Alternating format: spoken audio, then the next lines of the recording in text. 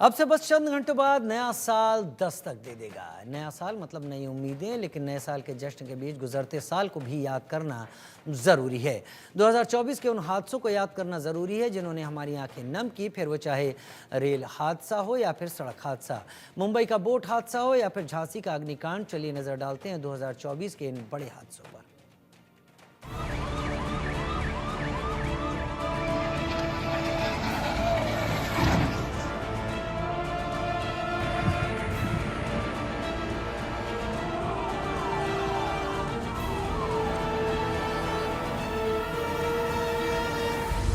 2024 से निकलकर अब हम 2025 में प्रवेश करने जा रहे हैं और ऐसे में नई उम्मीदें हैं, नए सपने हैं, नए वादों के साथ 2025 हमारी जिंदगी में आ रहा है। नए नए टारगेट सेट किए जा रहे हैं, लेकिन 2025 के नए साल के इस जश्न के साथ साथ हमें 2024 पर भी नजर डालनी होगी। 2024 में कई ऐसी बड़ी बड़ी घटनाएं हुई हैं जिन्होंने हमारी और आपकी जिंदगी पर खासा असर छोड़ा है। तो चलिए नजर डालते हैं एक 2024 की इन बड़ी घटनाओं पर। दुनिया के साथ साथ 2024 भारत के लिए भी हादसों की डरावनी तस्वीरों से भरा रहा। भारत में भी ऐसी कई घटनाएं घटी जिन्होंने दिल दहला दिया। साल खत्म होते होते जयपुर में हुआ हादसा हो जिसमें 17 से ज्यादा लोगों की मौत हो गई, मुंबई बोट हादसा हो या फिर केरल के वायनाड में भूस्खलन, ये 2024 की वो कड़वी यादें हैं जिन्हें नए साल में हर कोई भूलना चाहता है।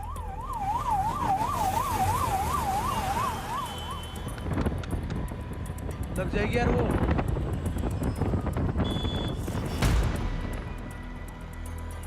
साल के आखिरी महीने में जयपुर से आई इन तस्वीरों ने सबको रुला दिया। 17 से ज्यादा परिवारों के लिए नया साल काला कर गया। अब हर बार नए साल में इनके परिवार अपनों को याद कर गमगीन होंगे, गम में डूबेंगे।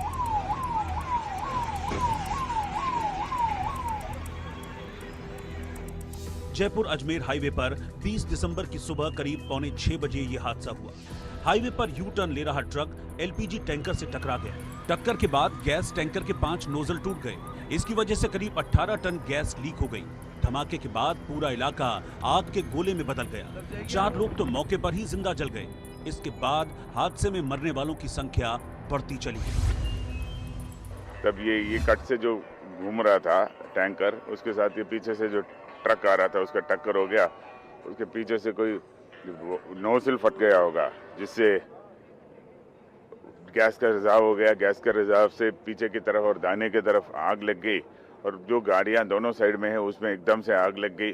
तो जो ट्रैफिक आ रहा था, एक के पीछे जो ट्रैफिक आ रहा था, उनको आपस में भी टकराव हो गया और कई गाड़ियों में आग लग गई। आग इतनी तेजी से फैली कि देखते ही देखते 40 गाड़ियां आग की चपेट में आ गई। टैंकर के ठीक पीछे चल रही एक स्लीपर बस और हाईवे किनारे एक पाइप की फैक्ट्री भी आग की चपेट में आ गई। जो स्लीपर बस चल रही थी पीछे, उसका दरवाजा एक ट्रक से चिपक गया और दरवाजा जाम हो गया था, जिसकी वजह से 34 जो यात्री बस में बैठे थे वो बाहर नहीं निकल पा रहे थे। बड़ी मुश्किल से फिर ड्राइवर के दरवाजे जो होते हैं, उस दरवाजे से उन यात्रियों को बाहर निकाला गया और उनकी जान बच सकी। जहां यह हादसा हुआ उससे करीब 200 मीटर की दूरी पर एक और टैंकर था। राहत की बात यह रही कि आग दूसरे टैंकर तक नहीं पहुंची। एक ये जो टैंकर है, इसमें और एक ट्रक में कोई भिड़ंत हुई है, ये मोड़ने के ऊपर या यू टर्न लेने के ऊपर, और भिड़ंत होने के बाद उसमें आग की चिंगारी निकली है। वो आग, चूंकि ये वाहन चलते हैं, सीएनजी का टैंकर है और ये जो वाहन चलते हैं, आपको पता है ये ओवरलोडेड रोड है, भारी संख्या में वाहन थे और उसको आग की लपटें इतनी तेज गई कि यहाँ और लोग जो वाहन खड़े थे या आ रहे थे उनको भी चपेट में लिया है। इस हादसे के बाद हाईवे पर मौजूद यू टर्न्स को लेकर सवाल खड़े होने लगे, जिसके बाद एनएचएआई की नींद टूटी और वो हरकत में आया। एनएचएआई ने राज्य भर में हाईवे पर खुले 57 कट और यू टर्न को बंद कर दिया है। हालांकि इस दौरान एनएचएआई के कर्मचारियों को स्थानीय लोगों और ग्रामीणों के विरोध का सामना करना पड़ा। जो अवैध तरीके से जो कट बनाए गए थे या हाईवे पे चढ़ने के लिए जो रास्ते बनाए गए थे, उन पर भी एनएचएआई की ओर से कार्रवाई लगातार की जा रही है और साथ के साथ ऐसी जगहों को देखा जा रहा है कि जहां पर यू टर्न लेने पर या जो सड़क धंसने से या किसी भी तरीके से हाईवेज पर कोई दुर्घटना की संभावना हो सकती है, उन तमाम चीज़ों को एनएचएआई की ओर से देखा जा रहा है।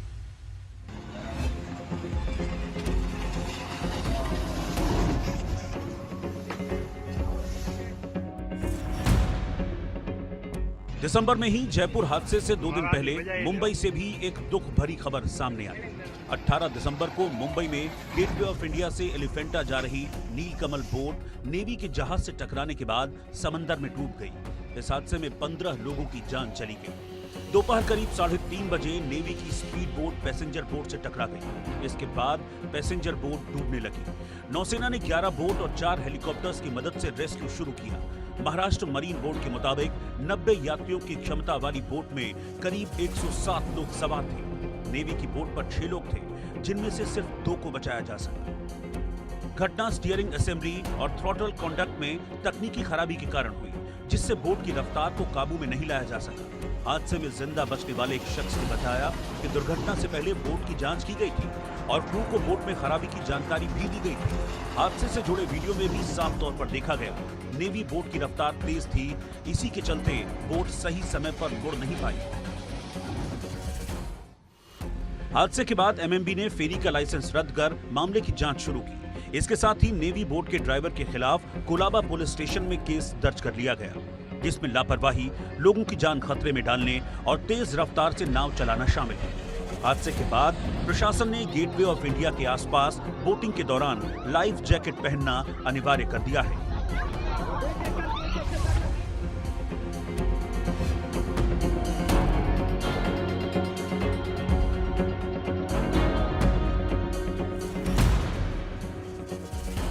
दिसंबर में ही मुंबई से हादसे की एक और डराने वाली तस्वीर सामने आई। इस तस्वीर को जिसने देखा सहम गया।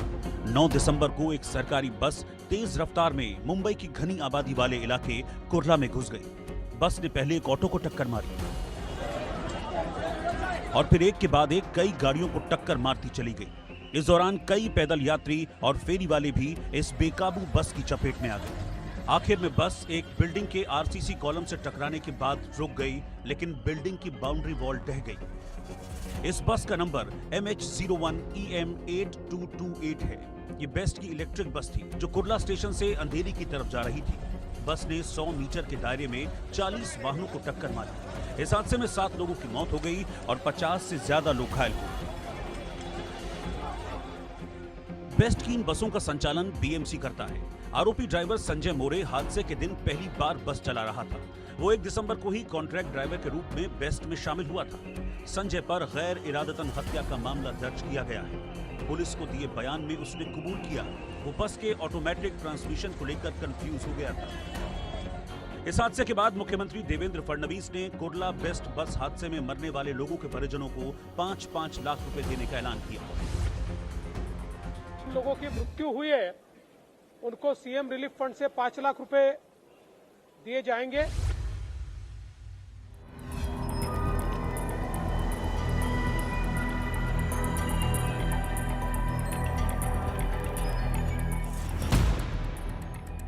दो 2024 मानो मुंबई कर्ज के लिए हादसों का साल था। एक के बाद एक हादसों ने मुंबई के लोगों की नींद उड़ा कर रखी। बोट और बस हादसे से पहले मुंबई होर्डिंग हादसे की भी गवाह बनी, जिसमें 17 लोगों की जान चली गई। 13 मई को मुंबई में आए आंधी तूफान में 250 टन वजनी और 120 फीट का एक होर्डिंग जमींदोज हो गया था। ये घटना मुंबई के घाटकोपर में एक पेट्रोल पंप के नजदीक घटी। होर्डिंग का नाम लिम्का बुक ऑफ रिकॉर्ड्स में सबसे बड़े होर्डिंग के रूप में दर्ज किया गया था। हादसे के बाद 66 घंटे तक रेस्क्यू ऑपरेशन चला। इस हादसे में अभिनेता कार्तिक आर्यन के मामा मामी की भी जान चली गई थी। ये अवैध hoarding ego media private limited का था, जिसका मालिक था भावेश भिंडे। भावेश इस साल जनवरी में रेप के मामले में गिरफ्तार हुआ था। हालांकि बाद में उसे जमानत मिल गई थी। ये 2009 में निर्दलीय विधानसभा का चुनाव भी लड़ चुका है। चुनावी हलफनामे में इसने बताया था कि इसके खिलाफ 23 क्रिमिनल केसेस दर्ज हैं। इनमें चेक बाउंस, होर्डिंग्स, बैनरों के लिए कई रेलवे और ग्रेटर मुंबई निगम के ठेके हासिल करने जैसे मामलों में मुंबई नगर निगम अधिनियम और नेगोशिएबल इंस्ट्रूमेंट एक्ट के तहत केस शामिल है। बीएमसी ने पेड़ों में जहर डालने के मामले में भी इसके खिलाफ केस दर्ज कराया था। ईगो मीडिया से पहले भावेश गुजू एड्स नाम की एक कंपनी चलाता था। हालांकि बीएमसी ने कई केस दर्ज होने के बाद कंपनी को ब्लैकलिस्ट कर दिया था। इसके बाद भावेश ने होर्डिंग्स और बिलबोर्ड का कॉन्ट्रैक्ट हासिल करने के लिए ईगो मीडिया प्राइवेट लिमिटेड नाम से दूसरी कंपनी लॉन्च की। जिस पेट्रोल पंप पर होर्डिंग गिरा वो भारत पेट्रोलियम कॉर्पोरेशन लिमिटेड का है। ये पेट्रोल पंप रेलवे पुलिस की जमीन पर बना है। तत्कालीन जीआरपी कमिश्नर कैसर खालिद ने दिसंबर 2021 में भावेश की कंपनी को 10 साल के लिए पेट्रोल पंप के पास होर्डिंग लगाने की मंजूरी दी थी। हालांकि होर्डिंग लगाने के लिए बीएमसी से इजाजत नहीं ली गई थी। इस मामले में एक्शन लेते हुए कैसर खालिद को सस्पेंड कर दिया गया था। 2024 में उत्तर प्रदेश के झांसी के अग्निकांड को कौन भूल सकता है। 15 नवंबर की रात झांसी के महारानी लक्ष्मीबाई मेडिकल कॉलेज के नियोनेटल इंटेंसिव केयर यूनिट में आग लग गई थी और इस आग में झुलसकर 18 बच्चों की मौत हो गई थी।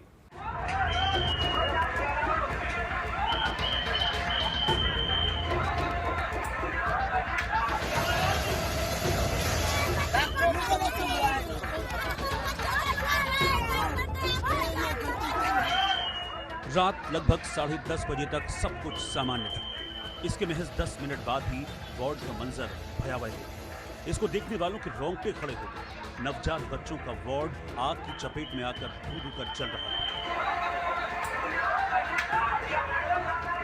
आग की लपटें वार्ड के बाहर तक निकल रही थी। थोड़ी ही देर में आग ने पूरे वार्ड को अपने आगोश में ले लिया था। निकू वार्ड में आग लगने की सूचना से प्रशासनिक अधिकारियों में अफरा तफरी मच गई। वार्ड में आग की खबर से वार्ड में भर्ती नवजात बच्चों के परिजन मेडिकल कॉलेज पहुंचे। आग को देख परिजनों में कोहराम मच गया। पुलिस ने लोगों को अंदर जाने से मना कर दिया। जिस समय यह हादसा हुआ, वार्ड में 50 से ज्यादा बच्चे थे।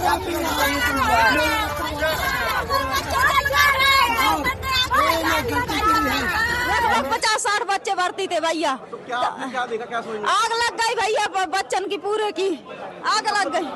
बच्चे दिखे कि जले बच्चे भैया हमने आंखें से 15 बच्चे जले जलाए निकाल कर ले आए हैं भैया। हमने अपने आंखें से देखा हो भैया, जले जलाए। इस घटना के बाद अस्पताल प्रबंधन पर सवाल उठने लगे। आग लगने के दौरान अस्पताल में कई तरह की खामियां भी नजर आईं। आग को बुझाने के पुख्ता इंतजाम नहीं थे। फायर एक्सटिंग्विशर भी एक्सपायर हो चुका था। आग लगने के दौरान अस्पताल में लगा सेफ्टी अलार्म भी नहीं बजा। ऐसे में खुद बच्चों के परिजन बच्चों को बचाने के लिए आग में कूदे। पहले से लगी हुई थी, लेकिन जब आग ज्यादा बढ़ गई है, जब बाहर पता चला है। तो आपके हिसाब से क्या लग रहा है, वहाँ कितने बच्चे फंसे हुए? पीछे वाले वार्ड में जितने कम 24 से ऊपर। इस घटना के तुरंत बाद डिप्टी सीएम ब्रजेश पाठक महारानी लक्ष्मीबाई मेडिकल कॉलेज पहुंचे। वहीं मुख्यमंत्री योगी आदित्यनाथ ने ट्वीट कर दुख जताया था।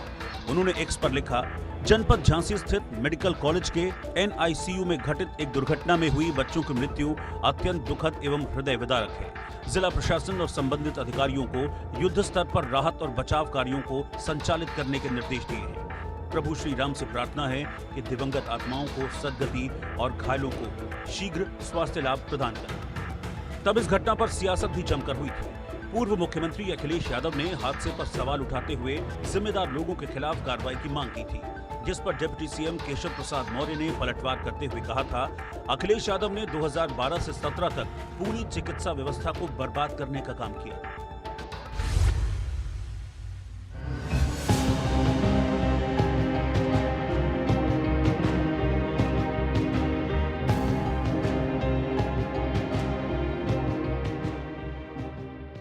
झांसी मेडिकल कॉलेज अग्निकांड से पहले यूपी के हाथरस में 2 जुलाई को हुई भगदड़ ने 123 लोगों की जान ले ली थी।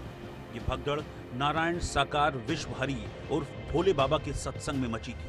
ये दर्दनाक हादसा हाथरस के फुलरई गांव में हुआ था, जहां खेत में नारायण साकार विश्वहरी का सत्संग था।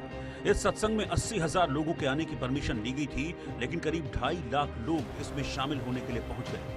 आंदोलन की सारी व्यवस्था नारायण साकार हरि के सेवादारों ने ही संभाल रखी थी। सत्संग के बाद जब साकार हरि वहां से जाने लगा तो भक्त उसके चरणों की रज लेने के लिए उसके पीछे पीछे भागने लगे। इसमें अचानक ही भगदड़ मच गई और सैकड़ों लोगों की मौत हो गई। बारिश की वजह से मिट्टी में फिसलन थी। इसके कारण एक के ऊपर एक कई लोग गिरते चले गए। कई चश्मदीदों ने दावा किया, जिस वक्त हादसा हुआ बाबा के सेवादार जिन पर हालात को संभालने की जिम्मेदारी थी, वो वहां से भाग खड़े। पुलिस ने इस मामले में 3200 पेज की चार्जशीट कोर्ट में दाखिल की थी। इस हादसे के बाद नारायण साकार हरि अंडरग्राउंड हो गया था और कई दिन बाद मीडिया के सामने आया था।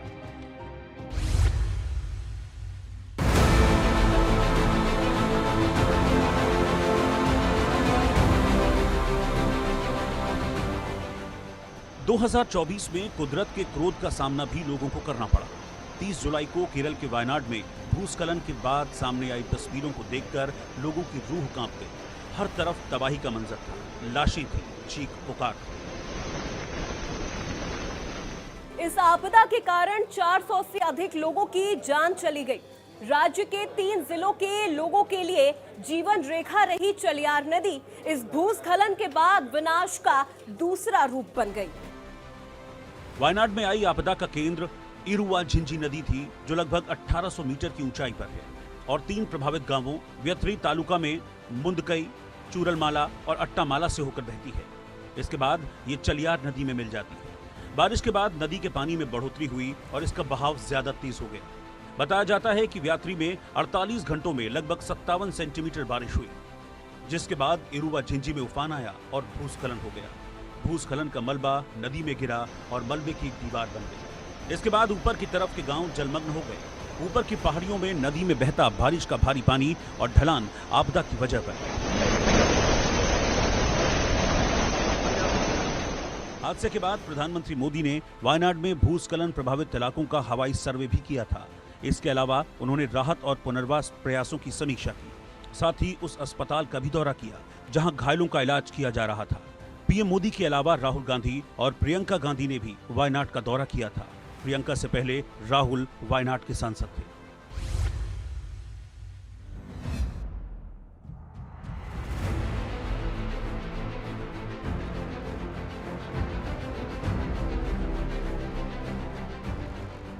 दो 2024 को रेल हादसों के लिए भी याद रखा जाएगा, जिसमें कंचनजंगा रेल हादसा भी शामिल है, जो 17 जून को पश्चिम बंगाल के दार्जिलिंग में हुआ था। यहां कंचनजंगा एक्सप्रेस और मालगाड़ी की टक्कर में 15 लोगों की जान चली गई थी। मरने वालों में यात्री ट्रेन का गार्ड और मालगाड़ी का चालक भी शामिल था। टक्कर इतनी भयानक थी कि इंजन पर बोगियां चढ़ गईं, कई बोगियां पटरी से भी उतर गईं। मीडिया रिपोर्ट्स की माने तो रानी पात्रा रेलवे स्टेशन और छत्तरहाट जंक्शन के बीच ऑटोमेटिक सिग्नलिंग सिस्टम सुबह 5:50 से ही खराब था। कंचनजंगा एक्सप्रेस सुबह 8:27 पर रंगापानी रेलवे स्टेशन से रवाना हुई और रानी पात्रा स्टेशन से छत्तरहाट के बीच रुकी रही। जब सिग्नलिंग सिस्टम में खराबी आती है तो station master TA 912 written authority जारी करता है। ये ट्रेन के लोको पायलट को खराबी के कारण सभी रेड सिग्नल पार करने का अधिकार देता है। रानी पात्रा के स्टेशन मास्टर ने कंचनजंगा एक्सप्रेस को TA 912 जारी किया था। ट्रेन 10 मिनट यहां रुकी रही। 8:42 पर रंगापानी से निकली मालगाड़ी 8:55 पर कंचनजंगा एक्सप्रेस से जा भिड़ी। हादसे के बाद रेलवे सेफ्टी कमिश्नर ने अपनी रिपोर्ट में बताया, हादसे वाले दिन वहां से गुजर रहे अधिकतर लोको पायलट्स को इस बात की जानकारी ही नहीं थी। सिग्नल खराब हो तो ट्रेन 15 किलोमीटर प्रति घंटे की रफ्तार से चलानी है।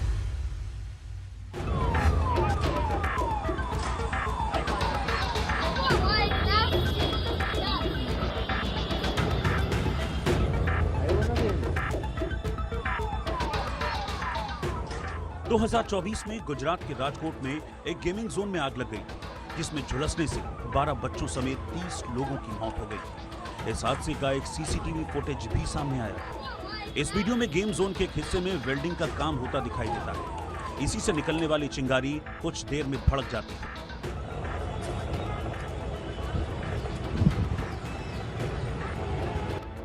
जिससे वहां मौजूद कर्मचारी बुझाने की कोशिश करते हैं, लेकिन महज 2 मिनट के अंदर आग भयानक रूप ले लेती है, जिसके कारण पूरा गेम जोन उसकी चपेट में आ जाता है। गेम जोन से आने जाने का एक ही रास्ता था।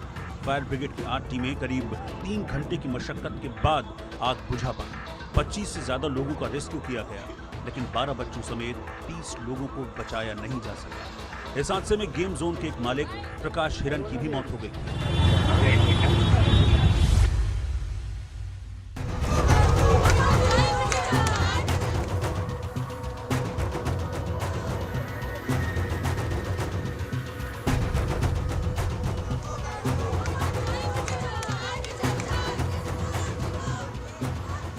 साल 2024 जाते जाते RG कर अस्पताल की ट्रेनी महिला डॉक्टर से रेप और हत्या के मामले में कई सवाल भी छोड़ गया। 31 साल की ट्रेनी डॉक्टर जो चेस्ट मेडिसिन डिपार्टमेंट में पीजी सेकंड ईयर की छात्रा थी। हॉस्पिटल के सेमिनार हॉल में उसकी डेड बॉडी मिली थी। 8 अगस्त को ओलंपिक में जेवलिन थ्रोअर नीरज चोपड़ा का इवेंट था। गोल्ड मेडल की उम्मीद थी, इसलिए ट्रेनी डॉक्टर 4 जूनियर डॉक्टर्स के साथ ओलंपिक दिख रही थी। बाहर से खाना ऑर्डर किया गया था। नीरज चोपड़ा का इवेंट रात करीब 2 बजे तक चला। नीरज के सिल्वर मेडल जीतने के बाद 5 डॉक्टर्स ने इमरजेंसी बिल्डिंग की 3री मंजिल पर बने सेमिनार हॉल में साथ खाना खाया। इसके बाद बाकी लोग चले गए। ट्रेनी डॉक्टर सेमिनार हॉल में ही रुक गई, उसे पढ़ाई करनी थी। रात 3 बजे कुछ डॉक्टर्स ने उन्हें सेमिनार हॉल में सोते हुए देखा था, लेकिन अगली सुबह करीब 9 बजे उनकी डेड बॉडी मिली। पोस्टमार्टम रिपोर्ट से पता चला कि मर्डर से पहले रेप किया गया था। शरीर पर चोट और खरोंच के कई निशान पाए गए थे। चेहरे और आंखों पर खून के धब्बे थे। प्राइवेट पार्ट से खून बह रहा था। गर्दन की हड्डी भी टूटी हुई थी। मर्डर का आरोप कोलकाता पुलिस में सिविल वॉलंटियर संजय पर है। 33 साल का संजय पुलिस की गिरफ्त में है। वो बेरोक-टोक हॉस्पिटल जाता था, खुद को पुलिस वाले की तरह दिखाता था, कोलकाता पुलिस की टी-शर्ट भी पहनता था और तो और बाइक पर भी कोलकाता पुलिस का टैग लगा रखा था। इस घटना के बाद देश भर के डॉक्टर्स ने कई दिनों तक विरोध प्रदर्शन किया था। कोलकाता के जूनियर डॉक्टर्स तो 42 दिनों तक हड़ताल पर रहे। सुप्रीम कोर्ट के कई बार कहने के बावजूद डॉक्टर्स काम पर लौटने को तैयार नहीं थे। खुद ममता बनर्जी ने डॉक्टर्स से हाथ जोड़कर माफी मांगी थी। वो सीएम पद से इस्तीफा देने तक को तैयार हो गई थी। जब सरकार ने डॉक्टर्स की मांगे मानी, तब कहीं जाकर उन्होंने अपनी हड़ताल खत्म की। सरकार ने पुलिस कमिश्नर समेत 2 स्वास्थ्य अफसरों को हटा दिया था। इसके अलावा विधानसभा का स्पेशल सत्र बुलाकर एंटी रेप बिल पास किया गया था।